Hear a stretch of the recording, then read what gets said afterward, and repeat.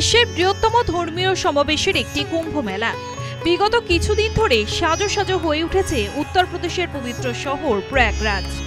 বিশ্বের বিভিন্ন প্রান্ত থেকে লক্ষ লক্ষ ভক্তের সমাগম হয় এই প্রয়াগরাজে। তবে এবারের কুম্ভের মেলা বাকি বছরগুলোর থেকে একেবারেই আলাদা। ১৪৪ বছর পর মহাকুম্ভ যোগ এবারের কুম্ভ মেলায়। প্রয়াগরাজে সোমবার থেকে শুরু হয়েছে শাহী স্নান।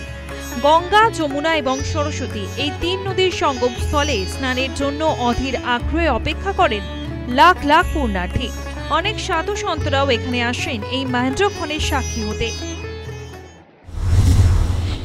I think the arrangement was very good. It was amazing, and we came in early morning today.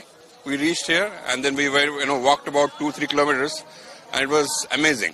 This fresh weather, lots of monks, lots of sadhus, and getting a dip in this holy water at this time, I think it's really helpful for bhakti of Radharani and Krishna.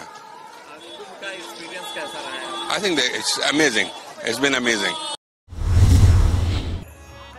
এবারে মহাকুম্ভ বাড়তি গুরুত্ব বহন করায় ভক্ত সমাগম বেশি রয়েছে। যে কোনো প্রকার অপ্রীতিকর ঘটনা এড়াতে আঁটোসাঁটো নিরাপত্তার বন্দোবস্ত করেছে উত্তরপ্রদেশ প্রশাসন। উত্তরপ্রদেশ প্রশাসনের তরফে জানানো হয়েছে, মকর সংক্রান্তির দিন সকাল 10টা পর্যন্ত 1,40,00,000 মানুষ পুণ্যার্থীর সমাগম ঘটেছে। বেলা যতই গড়িয়েছে ততই বেড়েছে পুণ্যার্থীর সংখ্যা। পাশাপাশি মঙ্গলবার সকালে ত্রিবেণী সঙ্গমে পুণ্য স্নান করেন অন্তত 98,20,000 মানুষ। আগামী বেশ কিছুদিন প্রয়াগে আরও ভক্তের সমাগম হবে বলে মনে করছে উত্তরপ্রদেশ সরকার। News time.